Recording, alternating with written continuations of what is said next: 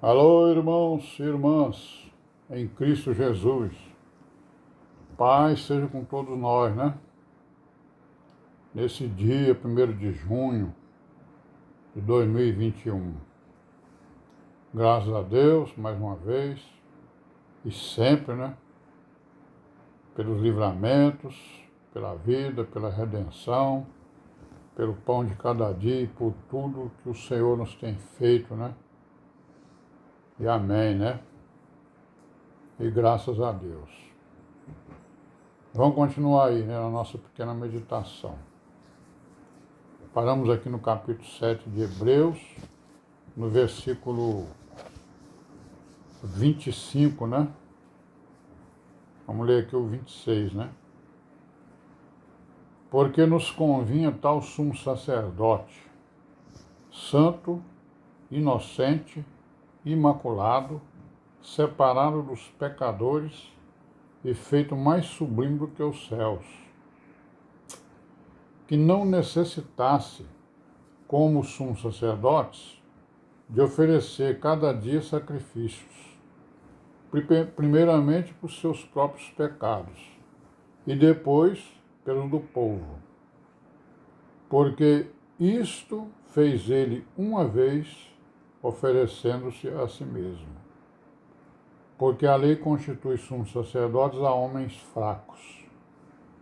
Mas a palavra do juramento, que veio depois da lei, constitui ao Filho perfeito para sempre. Olha aí, irmão. Então, as credenciais, né, do Senhor Jesus, o Redentor, né? As credenciais, os atributos dele, né? Quer dizer, quem lê aqui o capítulo 7 de Hebreus, não precisa nem ler o restante das Escrituras, né? Para saber quais são as credenciais e os atributos dele, né? Que aqui o apóstolo, né? Tão bem resume, falando acerca, né? Do Senhor Jesus, né? Ó. Ele é um sumo sacerdote, santo, inocente, imaculado, separado dos pecadores, feito mais sublime do que os céus, né? E que não necessitasse, como sumo sacerdote da lei, né? De oferecer cada dia sacrifícios, primeiramente por seus próprios pecados, depois pelos pecados do povo. Porque isso o Senhor Jesus fez uma vez, oferecendo-se a si mesmo pelos pecados do povo. Os dele não, que ele não tinha pecado, ele era imaculado. Imaculado quer dizer sem mácula, né? Sem pecado. Então é isso aí. A lei, então, os sacerdotes da lei eram homens fracos. O sacerdote da graça não, é o Filho do Deus vivo. É que nós vimos aí, né? Ó. Que ele, vimos aí ó, os atributos dele, né? E as suas credenciais. Bom, aí no capítulo 8, o escritor vai dizer o quê? 8:1. Ora, a suma do que temos dito é que temos um sumo sacerdote tal que está sentado nos céus à destra do trono da majestade, ministro do santuário e do verdadeiro tabernáculo, o qual o Senhor fundou e não o homem. Então, quer dizer, ele está resumindo, né? Ora, eu vou resumir aqui os atributos e as qualidades do Filho do Deus vivo, do Senhor Jesus. Está aqui, ó. O que eu estou em suma, né, em síntese, o que eu estou dizendo é o quê? É que o nosso sumo sacerdote, Jesus Cristo, ele está sentado nos céus à destra do trono da majestade, ministro do verdadeiro tabernáculo, o qual o Senhor fundou e não o homem, né? Porque os tabernáculos aqui da terra foram homens que fundaram segundo o modelo que Deus deu, né? Os homens fizeram segundo o modelo. E esse modelo era exatamente a sombra, né, do verdadeiro tabernáculo. Aí no versículo 3, porque todo sumo sacerdote é constituído para oferecer dons e sacrifícios, pelo que era necessário que este também tivesse alguma coisa que oferecer. Então, ó, o sacerdote ele é constituído para quê? Para oferecer sacrifícios. Dons, né? Dons e sacrifícios. Ora, se ele estivesse aqui na terra, né?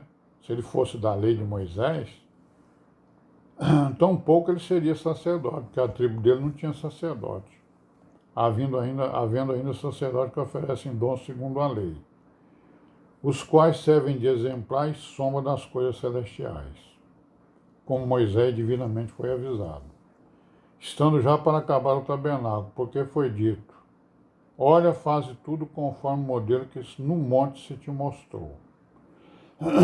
Então são os modelos, né, irmãos? Certo? Que foram mostrados para que os homens construíssem os seus tabernáculos.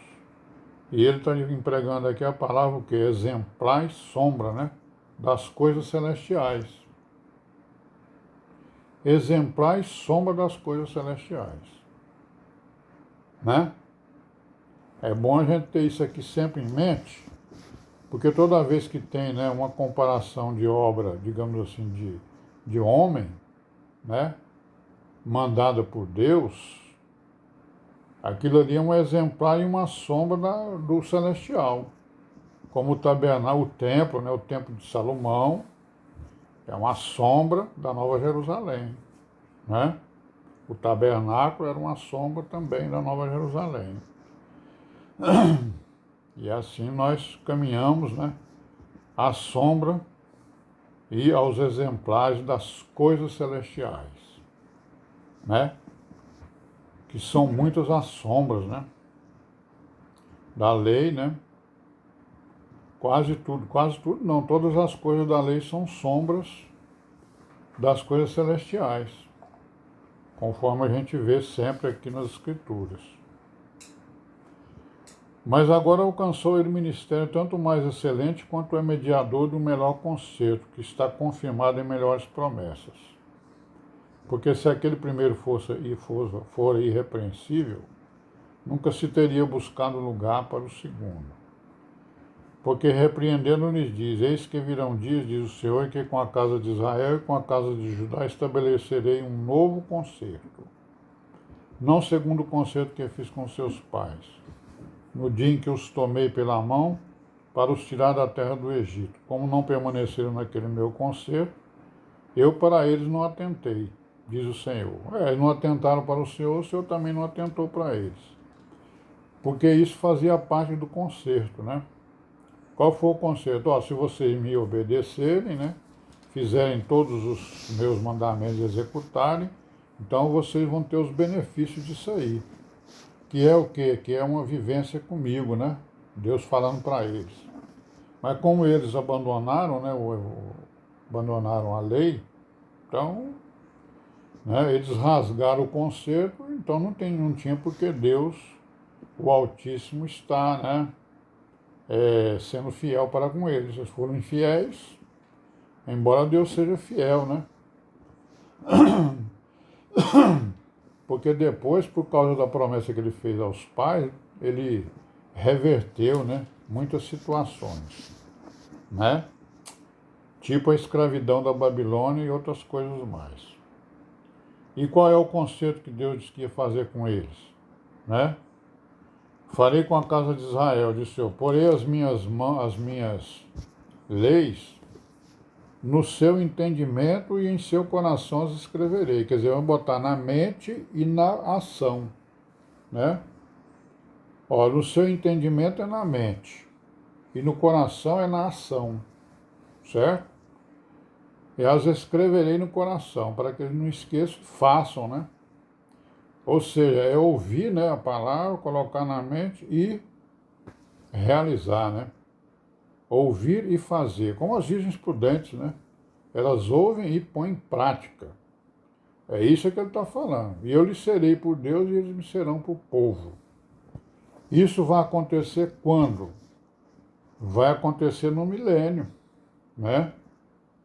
E não ensinará cada um seu próximo, nem cada um ao seu irmão, dizendo: conhece o Senhor, porque todos me conhecerão, desde o menor até o maior.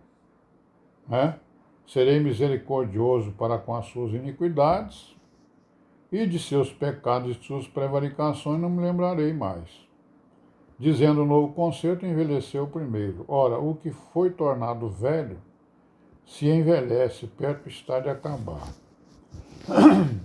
Então, na verdade, ele fez isso com a graça, né? Colocou no entendimento e no coração o Novo Testamento, mais especificamente com Israel, ele vai cumprir essas coisas aqui no milênio, né? Porque eles não receberam o Messias, né? Vão receber outro no lugar dele, né? Amém, né? Por hoje, Pai seja com todos nós, graças a Deus, e até amanhã, se Deus quiser. Amém.